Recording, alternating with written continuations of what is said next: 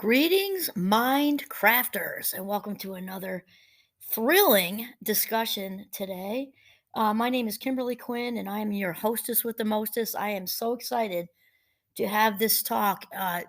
Another wonderfully snowy day, and when I just get, I'm inspired basically the high majority of the time. I'm just though I'm a winter person, and when the snow's coming down and it's snuggly, I got the fireplace going. Little Giovanni taking a snooze on the chair next to me. The creative juices are flowing. And today I'm once again inspired by Sarah Von Brednek in my friends group, author of Simple Abundance. And she talks today, which at least for me, this is a great day to have this discussion because she talks about creating a sacred space for yourself and just reminding my listeners that when I'm inspired by Sarah, her book Simple Abundance, a Day Book of Comfort and Joy, is specifically geared towards women, though it does not matter how you identify because that's just her focus, which is great. But we all need, we all need a sacred space. We all need, and regardless of the size of your, apartment or home, or condo or whatever, um, there's a way to create even a corner. I'm thinking of like a freshman dorm room. There's still, a desk area or a little corner we can use what used to be called a Chinese wardrobe, which they don't call it that anymore. But the little zigzaggy thing that can kind of block off space if you've got a situation where you're living in an urban environment, space is tight, things like that. But there is a way. So Sarah starts out by saying, Joseph Campbell uh, has a quote that she begins with, which says, "You must have a room or a certain hour of the day or so where you do not know what was in the morning paper, a place where you can simply experience and bring forth what you are and what you might be. At first, you may find nothing's happening. But if you have a sacred place and use it, take advantage of it, something will happen." And I have to tell you right off the bat, and I realize how blessed we are, and I can use that word. I love using that word.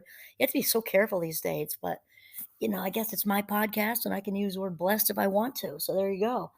Um, Very blessed. We are very recent empty nesters, my husband and I, and we're out in the country. We're way back. We're way out there, and so we've got a larger home that's now the whole downstairs is empty, and our daughter, our youngest, turned what was one of her sister's rooms into a Zen den when she was here over the summer before she flew the coop on us just about a month ago to move to Denver. And it's not a huge space at all. I mean, it's nice that it's my own now, but it's not big. In fact, I don't know that a big space would work as well for a Zen den because the whole idea is simplicity, right? And you can count the things in there on one hand. There's a couch. It's kind of like a day bed, I guess, but it's a couch with throw pillows. There is one lamp. There is one bookshelf. There is a small fireplace, like a faux fireplace. And behind the curtain, there's a very rustic, triangular shaped little tree with little lights that go on their own, and a salt lamp, and that's a tiny salt lamp. That's it. Okay, that's basically it. I think there's a mirror in there. And it's so simple that when I walk in there, especially when the faux fireplace is going and the salt lamp is on, it's just this. It's got a hardwood floor, so I can do my stretching in there, whatever. It just invites creativity. The creativity just flows through me, just flows, flows, flows. Sometimes I make movies down there. Sometimes I do podcasts down there. I'm also writing a book, and that is absolutely my spot of choice, at least during the winter, because I can write outside too. But right now, it'd be a little chilly. Um, it's just I can't even tell you. But for as far as the inner life and and serenity and just going inward, that is my personal um sacred spot right there. So Sarah says that talking about herself, I resisted creating a sacred space for myself for a very long time. The excuses were, she writes, one, I am not a nun and altars belong only in churches or convents. Two, I live in a very small house and don't really have any space to set aside. And three, I didn't want my husband, who respects and honors my spiritual quest but doesn't share it, or my daughter to think I was extremely weird. Those are all very valid questions to not want to to create a space. But I'll tell you, of course, her book was written a long time ago. I mean, now with the crazy in a good way, well-being trend, at least across the states, is really picking up speed with mindfulness and gratitude and everything. I think in this day and age, people think you're less weird, but depending on who you live with, I guess. And then she says, but I kept discovering other women writers whom I admire and whom I don't think are weird at all, such as Joan Borysenko and Julia Cameron, oh, I know her, have created sacred spaces for themselves, and the concept intrigued me. Julia Cameron is, without even looking, I know exactly who she is. She's the author of The Writer's Way. Oh, no, Artist's Way. It's called The Artist's Way. Sarah writes, but Julia writes about The Artist's Way. And I have her book somewhere. It's probably on that one bookshelf downstairs in my Zen den. And she's the one who came up with, as far as I know, morning pages, where you just kind of throw it all up when you first wake up and empty your mind. And she encourages people to do that when they're having any kind of artistic block, like a writer's block, or it doesn't need to be writing, but something, a block. You're trying to start a business, you're trying to whatever, and just bleh. And so it makes, I'm not surprised at all that Julia Cameron is a big fan of creating a sacred space, because she's all about it. And then um then she says that one day in meditation, my authentic self suggested that I become open to the idea of creating a sacred space to celebrate, concentrate, and consecrate my inner work. And then she says, okay, I said, I'll be open to it, but I don't know where I'll put it. The very next morning, I was propped up in bed writing my daily dialogue pages. When I looked up, I saw, and she saw, do like air quotes, nobody can see me, so I'm telling you, with my inner vision, a small blue bench up against my bedroom wall, surrounded by white light. Flash! It was exactly like the one discarded on our porch. I leapt out of bed in a burst of excited enthusiasm and started gathering meaningful objects that evoke love and gratitude to me from various scattered places around the house. A half hour later, I had created a sacred space that delighted me. Man, we just got to stay there for a minute, because there are several components of this that make what Sarah's saying great. The whole feng shui idea, because creativity, for most people, you might find, we're all wired differently. You might find someone who enjoys a loud, chaotic environment, but most creatives will tell you they're out in nature, such as myself. I'm out in nature every chance I get. In fact, it was hailing this morning. Now it's, I don't know what it's doing, but it's very pretty. It's snowing, I guess. We'll call that wintry mix. That's what we call, like, that's a nice way to say, like, yuck, wintry crap. But it's beautiful right now. It's like actually snowing. And I'll be out there with little G creating, even in a snowstorm. A lot of, and also anywhere that involves a body of water, such as the ocean, which would probably be the number one for many of us. It doesn't have to be that, though. A lake, a brook, where I walk in the woods with little G, which is gonna be my writing spot this summer, because the caretaker actually put a picnic table way out there. Like, it's, you gotta walk to it, and, for hikers to sit and have lunch or whatever. But my plan is to be up there very early, once the weather permits, to write with little Giovanni there. So those are also my sacred spaces. But the point being is that nature, because it's naturally inspiring, and also simple. Nature is simple, right? And so Sarah talks about her house being small, and she managed a way to put a bench up there, and some light is big. We need bright light. We want it to be inviting, which is the whole principle, not the whole principle, it's exaggerating. Largely a principle of feng shui, the Chinese tradition of, making spaces inviting. So the idea is, you have to ask yourself, what would make me want to be in here, right? I want to be sitting on that bench writing. If you don't want to, and you can just tell by your behavior.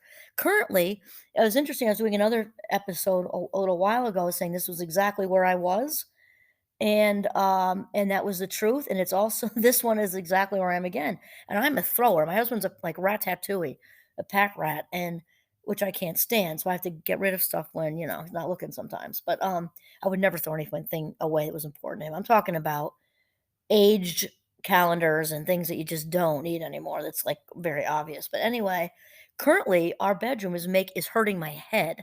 It is because it's about, I don't know, 6 weeks after Christmas, and I've been traveling a lot and haven't had time to just get rid of boxes and stuff, and it's actually, at this point, hurting my head. Clearing off surfaces, I just can't stand it. Interestingly, I'm not as much as a neat freak with, like, deep cleaning, like, under the behind the refrigerator, under the stove, because I figure if it's above my eye level or below my knees, I really don't need care that much, to be truthful. I care a lot about clutter. I care a lot about just this an openness. I'm a freedom person. And this is really what we're talking about. We're talking about a creative space. You want it to be bright, you want it to be open, you want it to be simple, and you want to be able to, move around relatively easily. So that's not a place for knickknacks unless it's something, maybe it's something your grandmother gave you, who was your everything. Like my grandmother was my everything. So maybe to put one paperweight on the desk that reminds me of her, that's okay, right? Well, I mean, it's all okay. It's your space. But as far as if you really want it to be sacred and conducive to creativity, you want it to be as simple, open, well lit, and inviting as is possible. Now, this part is cool because I do not have a meditation table. I also consider myself to be more of practitioner of mindfulness, but let's just see what Sarah does. I'm a big fan of her. She says, "Now, let me tell you about my meditation table, as it is now called by the family. And if anyone thinks it's strange, they have kept this opinion to themselves." That's in parentheses.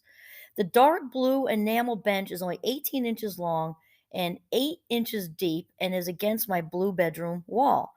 A small white linen and crocheted lace tablecloth covers it.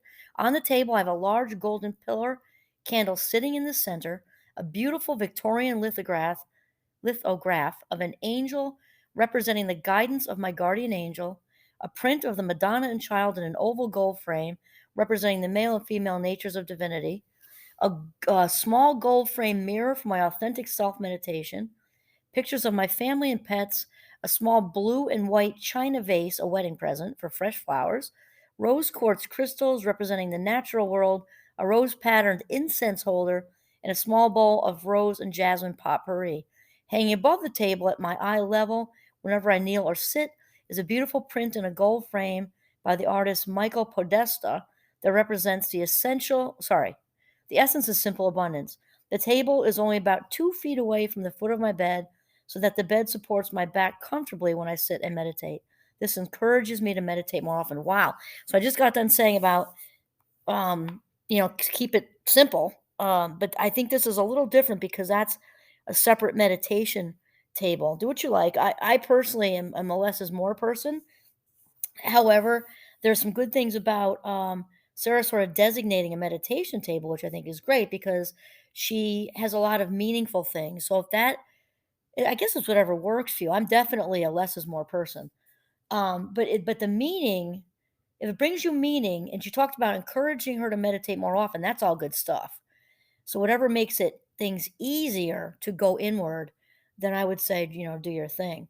And so and then she says, after I pulled everything together, I consecrated the table with a small ritual of blessing. Afterwards, I was surprised by the powerful sense of positive energy that seemed to surround the table. Of course, now I know that this energy is love. Love created this space for me once I became open to it in my life. The objects displayed on the table represent all that I love and for which I am so grateful. So there you go. That's what works for Sarah. And maybe there's also an in between. Like I'm definitely a Zenden, a Zenden person. And I'm also Catholic. I believe there is a cross in there actually right above the door. That doesn't, I mean, whatever it doesn't need, we're not talking about religion here at all. Certainly bring in whatever you want to bring in to make whatever it is meaningful to you. So, in fact, speaking of, monasteries and convents and things like that, the nuns and priests are all, and I've actually been in one convent. It's a very long story that I'll have to save for another time. And it's also very humorous because I kind of landed with these wild and fun nuns. I was going to say by accident, but I don't believe in accidents. But anyway, Um, Nuns and priests are obviously keep their living spaces very, very simple. And I'm sure that's true for other organized religions too, even though that's not really the focus of our talk. It's about creating a place where you can be your most spiritual, because we are talking about spiritual, authentic self. And in addition to the spirituality rolling right through you, you cannot separate the spirituality from creativity, because that all that spirituality is coming from the divine within us. And so we're talking about creating a sacred space where you can go within and live your very, very best life doing what makes you joyful. This is what we're talking about. So create a create a sacred space today where you can just let your spiritual and creative juices just flow. This is Kimberly Quinn signing off from the gorgeous, snowy, and snuggly northern Vermont. Have a mindful day.